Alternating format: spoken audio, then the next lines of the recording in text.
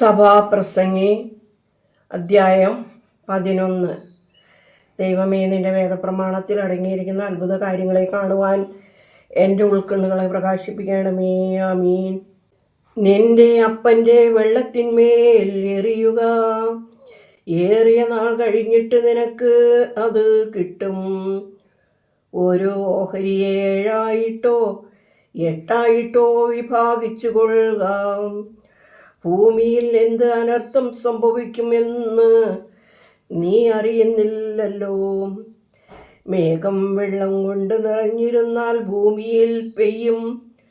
വൃക്ഷം തെക്കോട്ടോ വടക്കോട്ടോ വീണാൽ വീണെടുത്ത് തന്നെ കിടക്കും. കാറ്റിനെ വിചാരിക്കുന്നവൻ വിതയ്ക്കയില്ല, മേഘങ്ങളെ നോക്കുന്നവൻ കൊയ്യുകയുമില്ല.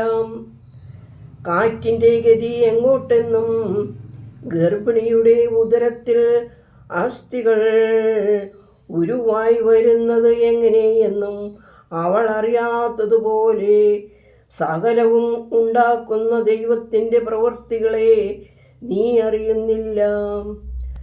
രാവിലെ നിന്റെ വിത്ത് വിതയ്ക്കുക, വൈകുന്നേരത്തും നിന്റെ കൈ അടങ്ങിയിരിക്കരുത്. ഇതോ അതോ ഏത് ഫലവത്താകും എന്നും രണ്ടും ഒരുപോലെ നന്നായിരിക്കുമോ എന്നും നീ അറിയുന്നില്ലല്ലോ. വെളിച്ചം മനോഹരവും സൂര്യനെ കാണുന്നത് കണ്ണിന് ഇമ്പവുമാകുന്നു.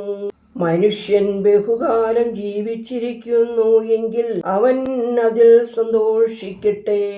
എങ്കിലും അന്ധകാരകാലം ദീർഘമായിരിക്കുമെന്നും അവനോർത്തുകൊള്ളട്ടെ.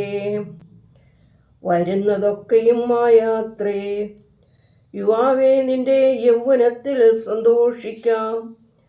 യൗവനകാലത്ത് നിന്റെ ഹൃദയം ആനന്ദിക്കട്ടെ. നിനക്കിഷ്ടമുള്ള വഴികളിലും നിനക്ക് ബോധിച്ച വണ്ണവും നടന്നുകൊള്ളുകാം. എന്നാൽ ഇവയെല്ലാം നിമിത്തം ദൈവം നിന്നെ ന്യായവിസ്താരത്തിലേക്ക് വരുത്തും എന്നറിയുക. ആകയാൽ നിന്റെ ഹൃദയത്തിൽ നിന്നും കോപം അകറ്റി നിന്റെ ജഡത്തിൽ നിന്ന് തിന്മ നീക്കിക്കളയുക. ബാല്യവും യൗവനവുമായ അത്രേ. ദൈവമേ, സ്തുതി നിനക്ക് യോഗ്യമാകുന്നു. പാറകുമോർ.